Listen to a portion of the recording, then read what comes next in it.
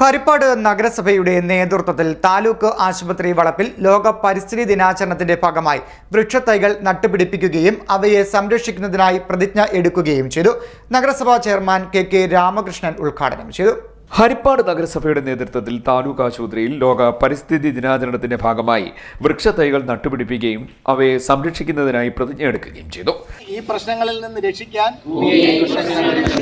ഞാനും എന്റേതായ പങ്ക് വഹിക്കുമെന്നും ഭൂമിയിലെ പച്ചപ്പ് വർദ്ധിപ്പിച്ചും എല്ലാ തരത്തിലുമുള്ള മലിനീകരണ പ്രവർത്തനങ്ങൾ ഒഴിവാക്കിയും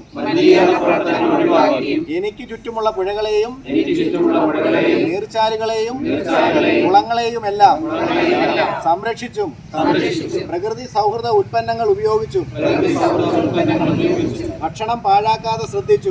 നഗരസഭാ ചെയർമാൻ കെ രാമകൃഷ്ണൻ ഉദ്ഘാടനം ചെയ്ത പരിപാടിയിൽ നഗരസഭാ സ്റ്റാൻഡിംഗ് കമ്മിറ്റി ചെയർമാൻമാരായ Binu R Nath, S Krishnakumar, Nagadas S, Nirmalakumari, Mini Saramma, കൗൺസിലർമാരായ ശ്രീവിവേക്, ശ്രീജകുമാരി, ഈപ്പൻ ജോൺ, ഉമാറാണി, നഗരസഭാ സെക്രട്ടറി ഷമീർ മുഹമ്മദ്, താലൂക്ക് ആശുപത്രി സൂപ്രണ്ട് ഡോക്ടർ സുനിൽ, കൃഷി ഓഫീസർ വീണ വിജയൻ എന്നിവർ പങ്കെടുത്തു. ഇതോടൊപ്പം ഓണാട്ടുകരയുടെ ജൈവ പുനഃസ്ഥാപന പ്രഖ്യാപനവും നഗരസഭാ ചെയർമാൻ നടത്തി. ഹരിപ്പാട് ദേശം ഓണാട്ടുകരയുടെ ഹൃദയഭാഗത്താണ് സ്ഥിതി ചെയ്യുന്നതെന്നും നെൽപ്പാടങ്ങളുടെ സമൃദ്ധിയാൽ ഒരു കാലത്ത് അരിപ്പാടം എന്നറിയപ്പെടുന്ന നാടായിരുന്നു ഹരിപ്പാടെന്ന് നഗരസഭാ ചെയർമാൻ പ്രഖ്യാപനത്തോടനുബന്ധിച്ച് പറഞ്ഞു. ഇപ്പോൾ അതിവേഗ നഗരവൽക്കരണം നടക്കുന്ന പ്രദേശം കൂടിയാണ് ഹരിപ്പാട്.